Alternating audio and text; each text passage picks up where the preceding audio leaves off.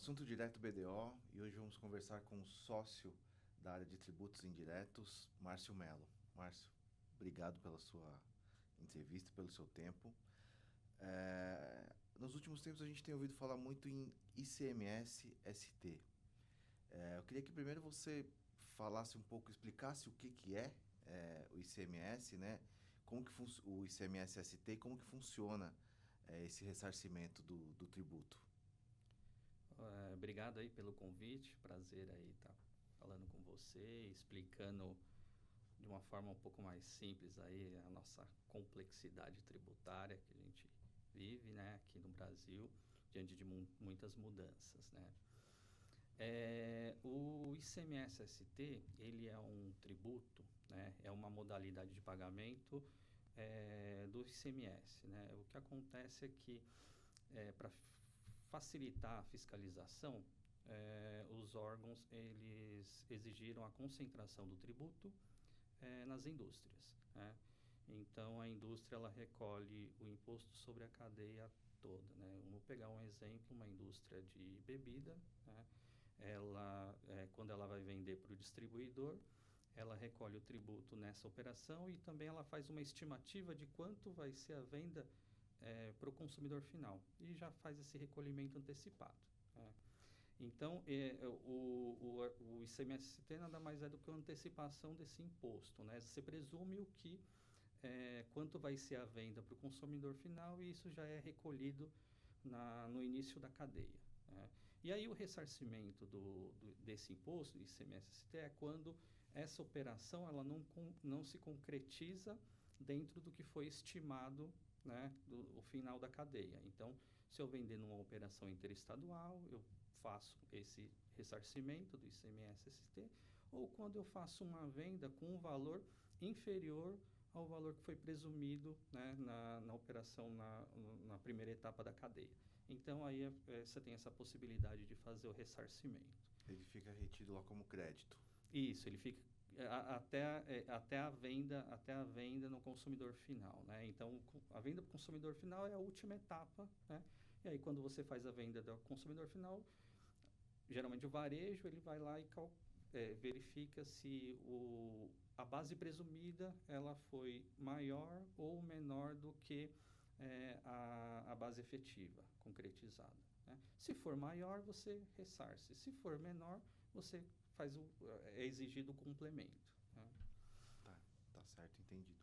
E por conta dos últimos acontecimentos, foram feitas algumas alterações, né, nessa legislação. Uma delas foi a revogação do decreto 67.853 de 2023, né, que ele simplificava os procedimentos de liberação de crédito.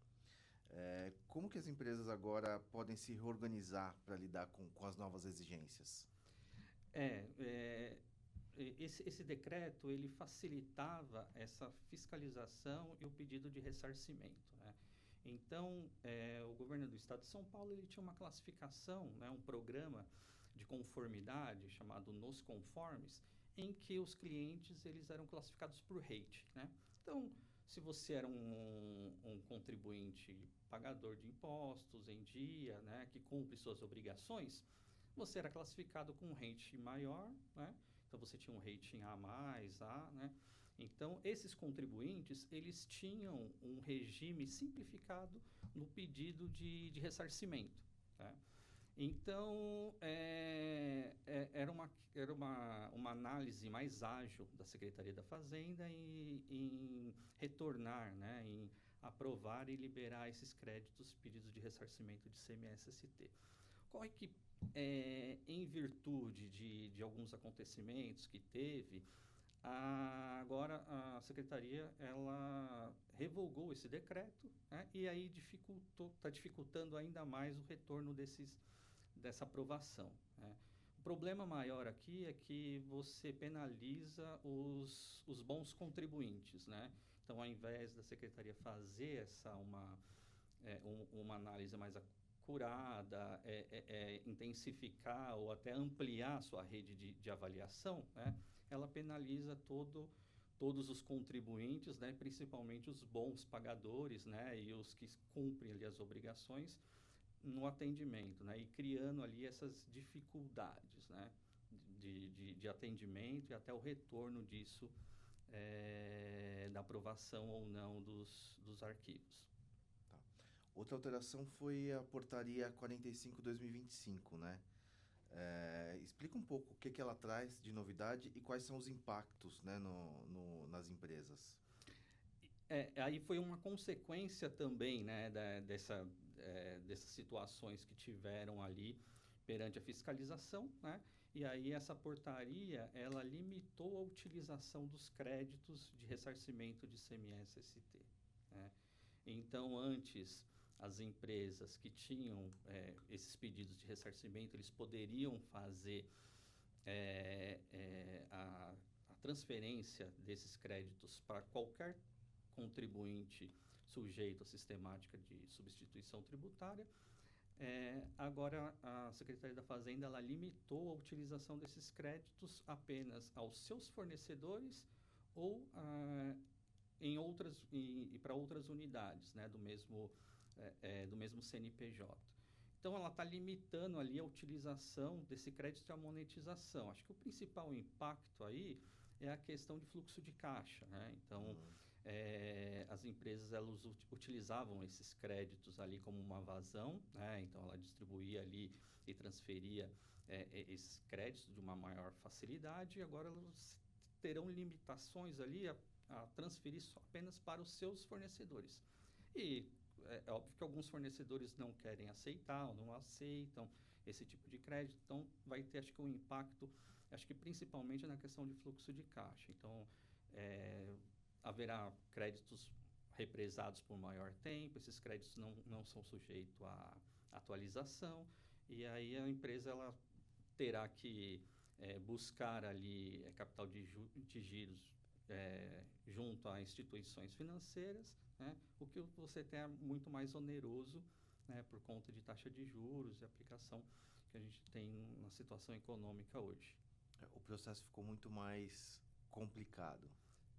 Já era complicado, vamos dizer assim, já era bastante complicado, acho que ficou muito mais complicado, né? Então, esse é até um ponto que a gente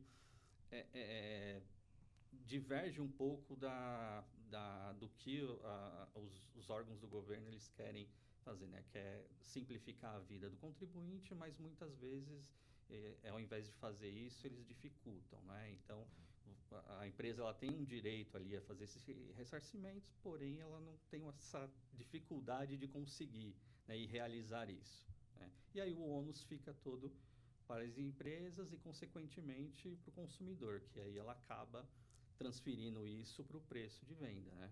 Tá. Eu queria saber quais são os riscos e desafios de compliance, se eles aumentam com essas mudanças, né, especialmente por conta dos fatos revelados pela Operação Ícaro, e qual que é a necessidade de ter maior controle interno das empresas, né, nesse tipo de processo?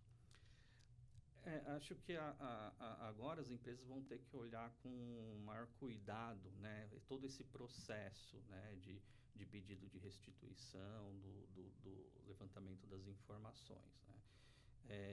É uma questão muito sensível até em relação à quantificação de valores. Eu acho que tem que revisitar todo o processo, né, todo o seu processo de geração, de informação, de constituição dos arquivos a serem enviados para a Cefaz, né?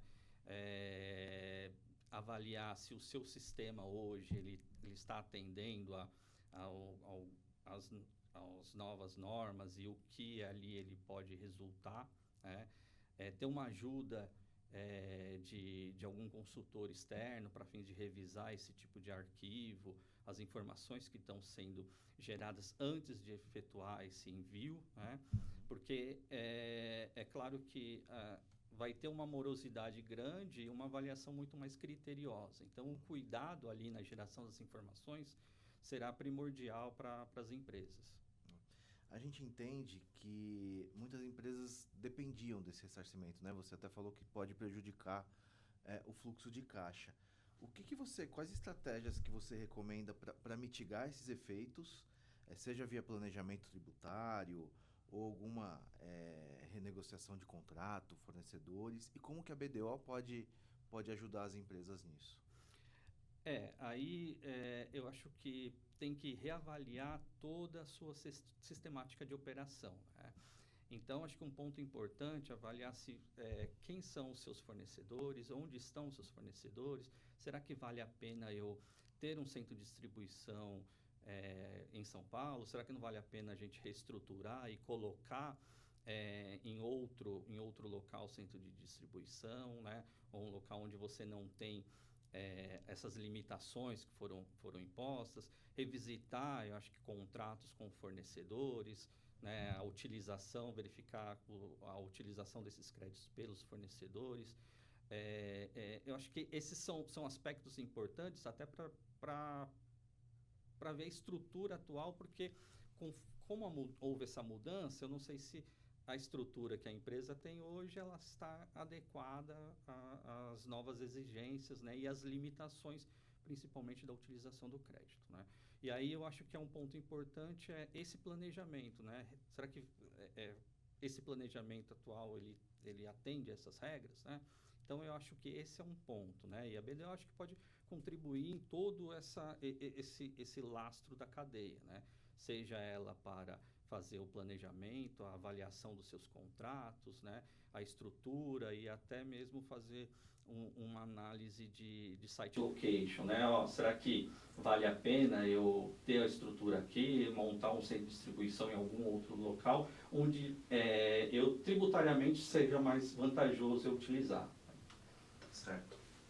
Márcio, eu agradeço a sua entrevista, obrigado pelo seu tempo, e quando tivermos mais novidades de tributos indiretos, você é nosso convidado. Eu que agradeço a oportunidade e parabéns aí pela realização do trabalho. Obrigado. Esse foi o Assunto Direto BDO.